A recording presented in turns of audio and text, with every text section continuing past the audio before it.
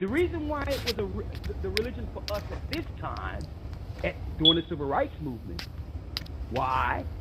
Because it was a viable option outside of turning your cheek of, see, and say, well, listen, what should we take from this? What shall we leave on the cutting floor? If anything, especially they was introducing to Christians, black Christians, children of slaves. Okay, I'm not going to walk away from my Bible here, okay? So let me see what I can take from this movement and leave the rest on the cutting floor, because I have the history of Islam that says that they did what the so-called white man is doing to us now. They did this. How do you think the wars happened during the Crusades? Who do you think was warring? Who was being initiated in the Crusades between the Christians and Muslims? The Moors. We were being initiated and converted. We were the Moors who were converted. What the white man did and say, well, the white man. Well, how can that be a solution? How can we have a solution from a people and a religion from a people who did to us the same thing the white man was doing to us in the civil rights movement? That's how Islam became a religion.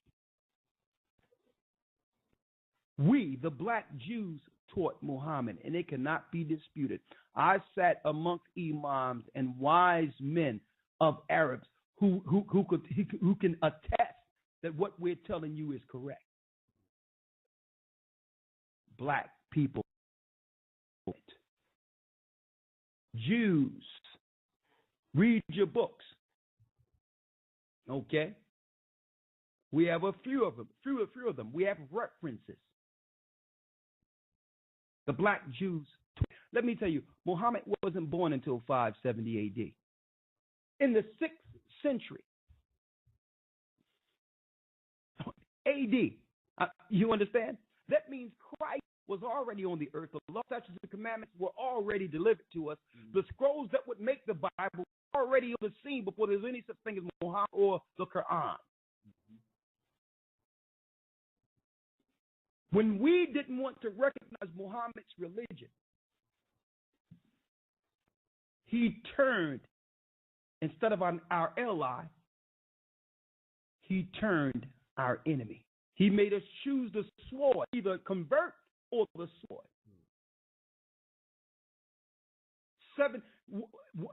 At one particular scenario, at the marketplace, he killed 600 people, black Jews who didn't want to bow.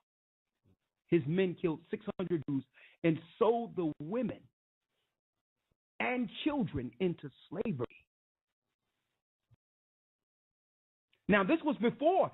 We're talking about 1,000 years before the transatlantic slave trade, brothers and sisters. This is what the Arabs did to us.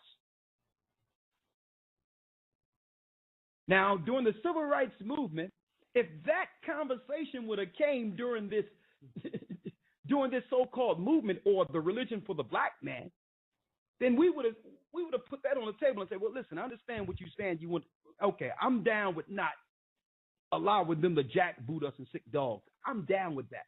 But you don't have to introduce to us another oppressive religion in the midst of this. You understand? We're running from oppression to oppression. We're saying, okay, the white man, the Christianity and all that. Listen, we know that Christianity is incorrect. The Bible don't teach about Christianity. Christianity came from Rome. The Bible don't teach about no Christianity. The Bible teaches about the fall and rise of a people, the children of Israel. Christ is that lamb that Yeshua is that lamb. Christ, the Savior, Yeshua was that lamb that would die and shed his blood according to an Old Testament law to bring a people back to prominence, the children of Abraham. That's what should have been taught in the movement. In any movement, the movement. The movement is Israel, come back to the Most High God. Come back to the God of the Bible. How can you come back to the Quran when the Quran wasn't nowhere in existence when the Torah was given to Moses? The Quran was nowhere in existence when Christ and disciples walked this earth. How can Arabs and a belief that come from Saudi Arabia after they plagiarize our teachings, how can that be the way out for us?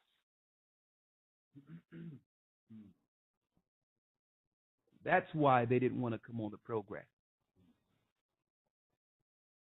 Because just like all these other religions and these other activists, they're short-sighted.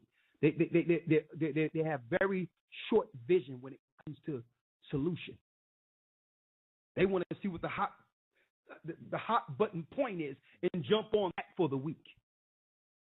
But there's never been a long-term solution for our people. Why? Because they don't have one. So people want to ask, well, what do y'all have? What y'all doing? Right? We're delivering this Bible to the four corners of the earth. People who didn't know that they were the children of God are now following God's law. That's what we're doing. And through that, in the privacies of their own home, they're coming back to the Most High. And the same spirit that scattered us will gather us if we fall under those laws we broke. There's too much compromise with these groups. When I say compromise in the word of the Most High. When you take a political stance or political movement, now you must do what? You must compromise according to those who are within your little bubble of activism. It's all about numbers with these activists, more so than right or wrong. It's how many people they can show matter they can move or control so that they can gain some political prestige while our people are destroyed, being ran amok.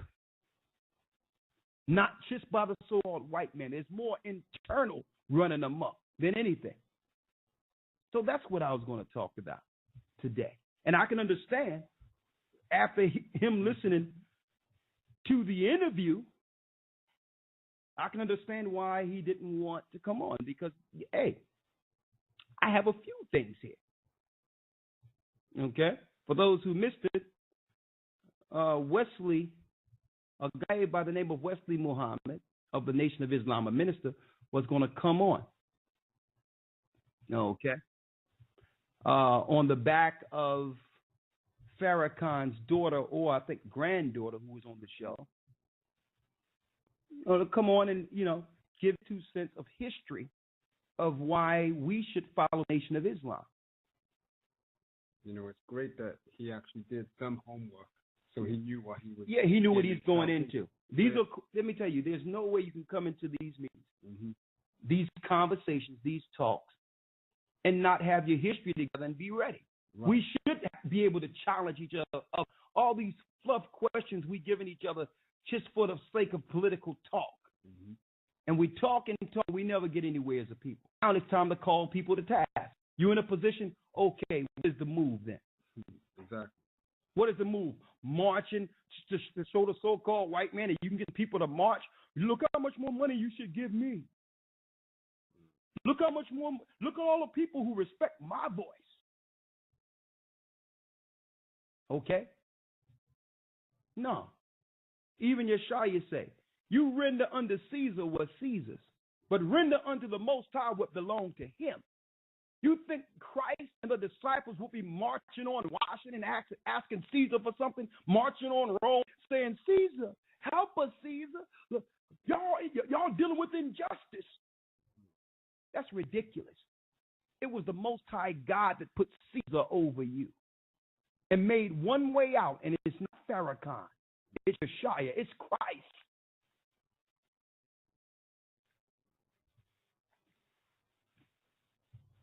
You think the Savior would march on Rome? I understand why they didn't want to come on the show. Because we're going to call them the task. You saying you have a movement. How is it you have a movement? What's the new movement they have now? This new garbage they have out there, the Black Lives Matter. Another hot button point that was created through George Soros, something in which if you participate with, there's money for that from the government that's suppressing you. So now everybody, Black Lives Matter. But here it is, within those Black Lives Matter, you got homosexuals, thieves, robbers, killers. The only thing they got together is the fact, the only thing they have in common is that they're black. and that they all agree that cops shouldn't jackboot black people. Is that your platform? Black Lives Matter? Where you have to agree with people just because they're black? What type of mess is that? There's greater injustice. So now people see, okay, George Soros has some grants that if you join Black Lives Matter and quell and be a part of this racial divide they're trying to finance, yeah, you can make some money for a little bit, but sell your people down the river in the industry. One moment. Now, I'm going to put out there, and these were my bullet points for this particular, what I would call broadcast or conversation. And maybe even though it didn't happen, just the same way he was able to look at our last broadcast and decide not to be on it, he'll see this, or they'll see this. Because this is not just for the Nation of Islam. This is for anyone that claims that they're in a position to point to injustices, point out injustices, and bring solutions, no matter who you may be. I had a usually people claim that, okay, we need some money to have our own. Give me some money so we can have our own. We need our own place to live and away from the white man's tyranny. Are you kidding me? Not that I feel good about being under any other nation, but think about it.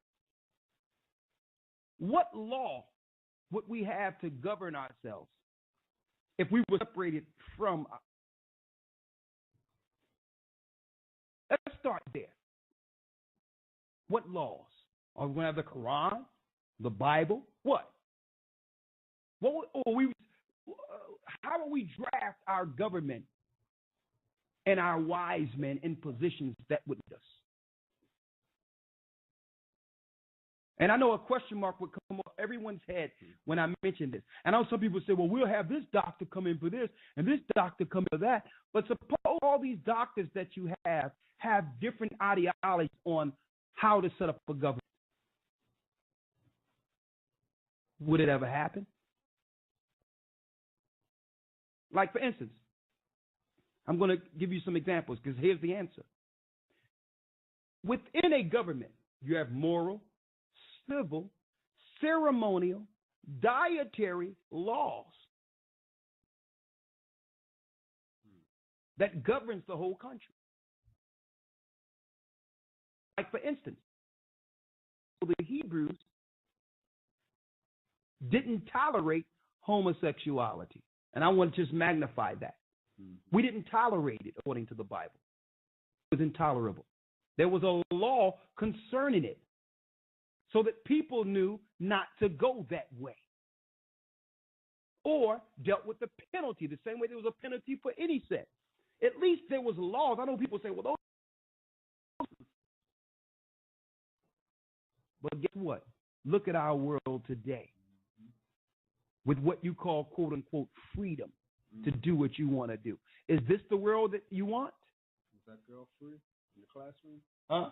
That got flung across the classroom? Yeah. Was she? Yeah. So here it is. What I'm saying is, it seems we always find something, and I'm not excuse the bad behavior of these cops or whatever the case is. They're of the devil what they do. We understand that. But understand that if you have a lawless society in which you can have disrespectful children, you can have people can say what they want and do what they want, and parents that can't chastise their kids and on and on and on and on and on, this is what you get. So you can always have something to march about because the law itself is injustice. So if we were to have a place of our own, like we claim we need, away from the white man and the terror and the other people, what laws would we follow to make sure same perils we're falling to now? I have an answer. If we did and just followed the laws out of the Bible and made everyone accountable for that, it would be a civil and respectful society. See? And guess what? And we're not talking about stoning people either. Okay? Because we understand Christ died on the cross, that was the stoning. He died to repent before penalty. So that means anyone out there that's doing whatever they're doing and had the freedom to do it, okay, if you're coming in now, you have to leave, you have to check that behavior at the door now. Okay?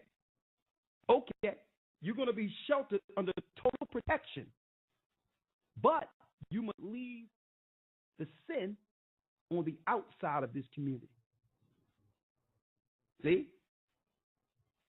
When it comes to every law now contained in the Bible, we must operate and say, well, listen, you would have been stoned for that before, but you know what? Grace has applied, but you can't do that up in here. There's no pedophiles, no bestiality. We'll have it already in print. We'll have it in print and say, do you agree or disagree with these laws? No one is going to harm you or nothing. You decide whether or not this is something you want to be a part of, a civil community of people, spiritual people, following the law, statutes, and commandments of the Most High. See, not only did I just point out what they're not doing, we just gave a solution. And I know some people will say, well, why are you going to use the white man's Bible? That's the white man's Bible. Brothers and sisters, just stop it that's saying that. You know every character in this book is a black man. You know that already. And a lot of y'all teach that too. In Africa, even the Bible, teach that all the characters, Christ himself and all that, were black. You teach that yourself. Stop the madness. The real reason people don't want to go into the Bible and deal with it is because it's accountability. And they know the Bible is pointing out something they're doing wrong, in which they're not, that they feel it's part of their makeup, that they feel that they were born this way or whatever the case is, and they don't want to change. That's the real reason people don't want to follow the Bible. It has nothing to do with the white man. Some of the white man tampered. Listen, if the white man tampered with this, the way you're claiming, Christ would not be a black man in Revelations, the first chapter. He wouldn't have feet like brass and hair like wool in Revelations. You mean to tell me that's the first thing they should have tampered with? They didn't need to tamper with the book, brothers and sisters, like that. The only thing they needed to do was tamper with up here and make you believe it wasn't you in this Bible. Therefore, you will now look at the oppression of the white man and relate it to the only book that can guide us out of this. And there's no coincidence going back to the Nation of Islam. It's no coincidence that now Farrakhan quote more from Christ and more from the Bible. I mean, do they even read the Quran anymore? They know that book is not the solution, but yet they don't want to actually succumb to it or obey it and reverence it and respect it the way it needs to be respected. And if you can't respect the Bible and calling on an Arab God, the God of the Bible is the God of the Hebrews, the God of Abraham, Isaac, and Jacob. Yes, he's the God of all people, but his name is not Allah. He didn't give the name of Allah to Moses when he gave the commandments. Why do we have to Arabic amongst our people? Now, there's more. There's a lot more. But hold up. Let's have this conversation. Let's talk. Let's talk now. Things I was going to bring up. Are we talking about solution now? No more marching, because guess what? I'm going to put it out there for you so that you don't have to worry about the news hyping you up again. Somebody else black is going to get killed by the cops. Somebody else is going to get stomped by the cops. So another black girl is going to be thrown around. More people are going to be hung. On and on and on. Okay, it's a broken record. It's going to happen. But what stay constant? Nothing is done. Our people get whipped up in a frenzy, and those who understand how to capitalize off of these scenarios capitalize. It's as if they don't really want us out of the condition, Because without the condition, where's their status? If there's nobody getting shot, no one getting hung, if there's no one being, getting injustice done to them, what job do Reverend Al Sharpton have? What is Farrakhan's position? It's as if I'm starting to believe they don't want us out of this. What do you think? We all fail according to the Bible because we broke his law, statutes, and commandments. What's so bad about the Bible not to come back to it? I need someone to show us in the Bible what's wrong with it. It seems we've tried everything else, and we still haven't come together. We all need to be following and calling on one God. There's only one God. He don't have a billion names. We all need to find that God and follow his commandments together. Okay? It's the stubbornness of man and the ego of man that won't allow this to happen. Why? Because we feel, well, where do we fit in here? Where's my platform? This is what we need to do. Put the law, statutes, and commandments on the table and talk about them. Find those that are willing to follow it, and now we have a group of people to build a government. The people that don't disagree, they're not in the conversation. According to the scriptures, 90% of the people, 90% of us are going to die through this, brothers and sisters, to cut us off from being a nation so that we could never remember our name and nation in God.